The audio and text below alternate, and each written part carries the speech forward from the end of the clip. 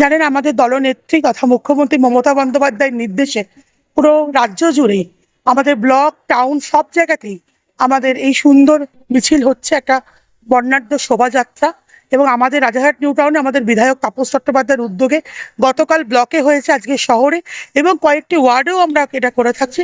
প্রধানত এটা একটাই, আমাদের সেনাবাহিনীকে সম্মান জ্ঞাপন এবং বীর শহীদদের প্রতি শ্রদ্ধা জ্ঞাপন করে এই মিছিল।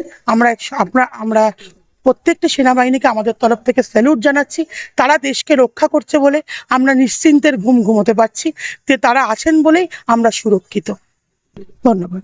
17-18 দুদিনের জন্য ঠিক করেছিল সেনাবাহিনীকে শ্রদ্ধা জানিয়ে, কোনো রাজনৈতিক বক্তব্য না, কোনো রাজনৈতিক পার্টিকে ইঙ্গিত না, শুধু সেনাবাহিনীদের প্রতি শ্রদ্ধা জ্ঞাপন করে জাতীয় পতাকা নিয়ে সভা করতে বলেছেন। দলের পতাকাও থাকতে পারে, কিন্তু আমাকে দলই কিন্তু মিছিল করছে। অনেকে ভাবছে দলবিহীন না, দল এটা একবারে সমস্ত মানুষকে সেনাবাহিনীকে শ্রদ্ধা জ্ঞাপন করে। গতকালকে ব্লকে আমরা করেছি, গতকালকে 4 নম্বর ওয়ার্ডে করেছি, আজকে আমরা শহরে করলাম। একদিনের নোটিশে সবাই মিলে আমাদের সব নেতৃত্ব, কেউ বলে অ্যাবসেন্ট থাকলো না, সবাই শ্রদ্ধা জানিয়েছি। আমাদের দেশ সন্ত্রাসবাদের বিরুদ্ধে লড়াই করছে।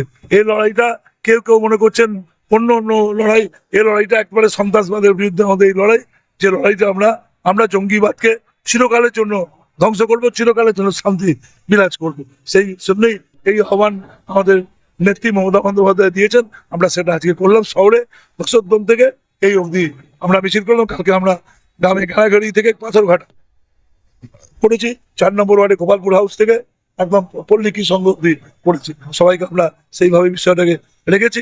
আগামী দিন আমাদের বিভিন্ন ওয়ার্ডও হয়তো আরো ভাবে পড়বে। আমি নিজেও একটা চেষ্টা করছি সব সময়ের মধ্যে অ্যাডজাস্ট করে, যে আমাদের যত ক্লাব আছে রাজারহাট নিউ টাউনে সব ক্লাবকে নিয়ে একটা এই ধরনের সভা করবো, যেখানে আমরা জঙ্গিবাদের বিরুদ্ধে দেশপ্রেমিক শক্তিকে শ্রদ্ধা করবো। আমরা ভারতবাসী, হিন্দু মুসলিমের প্রশ্নই আসছে না। আমাদের ভারতীয় কে তিনি প্রথম দিনই একদম যে ব্যাপারটাকে করলেন, তিনি তো একজন মুসলিম মহিলা, তাকে বিষয়টাকে করলেন, যার জন্য দেখবেন সুতরাং। আর এটা সবাই আমরা দেশের পক্ষে, এখানে দলের থেকে দেশ বড়। চিরকালই আমরা সেটা প্রমাণ করেছি, ভারতীয়দের এই ইমেজ আছে। 71 সালে ইন্দিরা গান্ধীর পাশেও সব রাজনৈতিক দল ছিল, আজকেও কিন্তু প্রধানমন্ত্রীর পাশে রাজনৈতিক দল আছে। এই প্রশ্নে অন্য ইস্যুতে লড়াই হবে, 26-এ বিধানসভা ভোট হবে, ওই ইস্যুতে লড়াই হবে। এই ইস্যুটা হচ্ছে দেশের ইস্যু।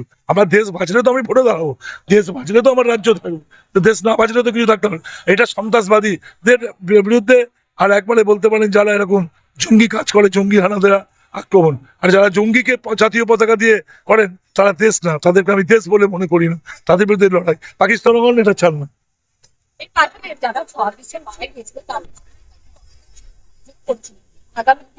আমরা আরো কর্মসূচি থাকবে, আমাদের সারা এতেই কর্মসূচি থাকবে। পুজো আচ্ছা যেখানেই হবে, ওনাদের ছাড়া কোনো শ্রদ্ধা জানানোর কোনো জায়গা আমাদের নেই, সেটা থাকবে।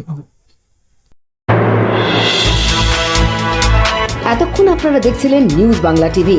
সঙ্গে থাকুন, দেখতে থাকুন নিউজ বাংলা টিভি।